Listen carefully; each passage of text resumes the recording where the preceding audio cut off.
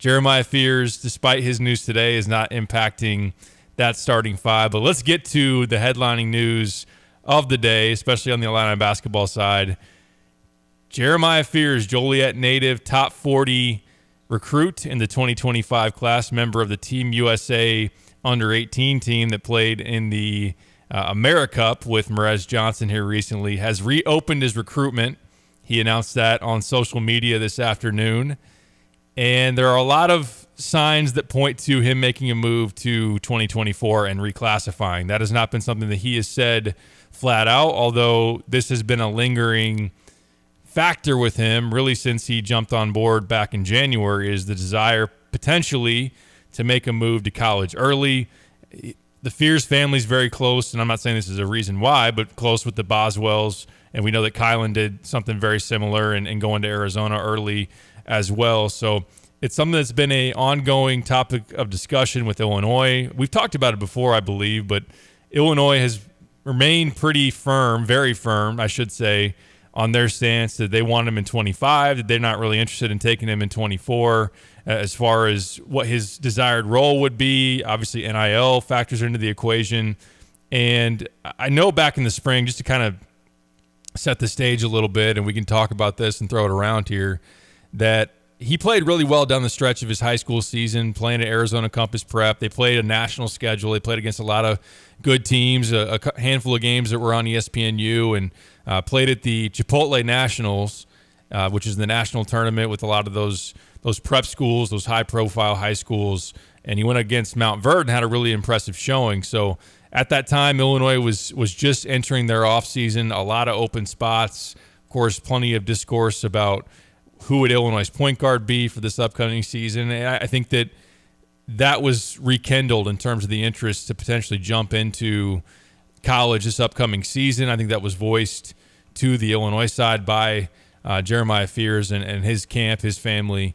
Ultimately, again, Illinois did not change their stance because that was, admittedly, and I can't think back to the winter and all that we talked about when he committed, but leading up to Jeremiah's decision, one of the big things was trying to get both sides on the same page in terms of role, expectation, how the process would go for him to be able to come in and have the best chance to succeed right away. Someone that has potential to be an early entry into the NBA draft based on his offensive talent, but Illinois wanted to make sure that their plans aligned with Jeremiah's as far as when he would show up, what they thought in terms of a role immediately, and all those type of things. So they wanted to make sure that was ironed out as best as possible before getting that commitment and locking that thing in.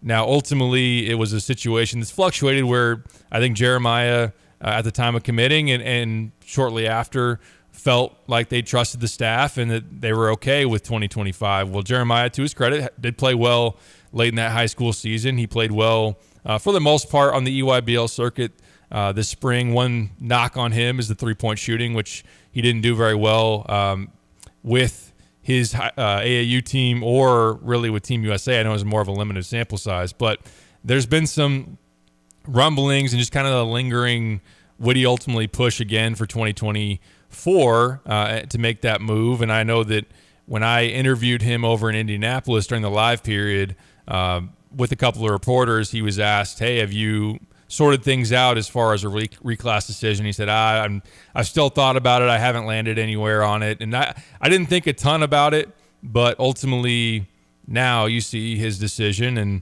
I very much think this is him wanting to go to 24, he has enough credits to graduate and not go back to high school. So I've been told that like overtime elite's an option where you could sign kind of like a pro deal, be able to, as we've seen guys go that route rather than college potentially. Of course, then you could still go to college. You could still maybe from there use that as your jumping off point to the NBA draft if you're ready for it. So I would say at this point, although nothing's finalized, that this likely closes the book on him going to Illinois. I don't want to say for sure because we'll have to see ultimately where he lands. Maybe is it out of the realm of possibility that he goes to a college for 1 year as a young freshman and then looks to bounce around again, and maybe Illinois is a good landing spot? Potentially, but I know this is disappointing for Illini fans because they've been really, really excited, I think for good reason, about who he could be. And we've talked a lot about that 2-year window of bringing a lot of these guys back on the current roster, factoring in Jeremiah Fears into that backcourt and seeing what Illinois could do. But as of right now, I would say Jeremiah obviously not part of that mix. And the interest to go to college early, to make money, to play right away in college is, from what I've heard, very much driving this decision.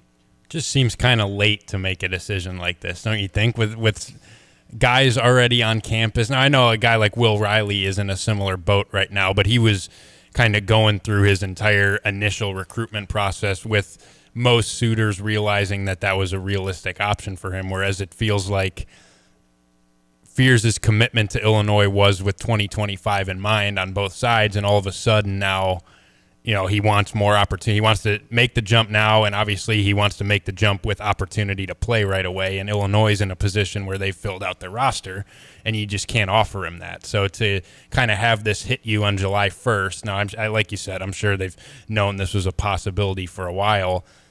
There's nothing Illinois can really do right now. And they won the recruitment initially, but at where they're at right now and with the decision that he's making, you just don't have the opportunity to offer a guy like him in terms of immediate playing time now that you filled out the roster. So to me, it's unfortunate because I think Fears is a heck of a player. I would have loved to see him headline that 2025 class and maybe give you a couple years as your lead guard in 2025, 26, 27, however long he stayed in college. But you can't blame Illinois for this one. To me, that's my read on it. Is there's just nothing really you could do. You could offer him that last scholarship spot that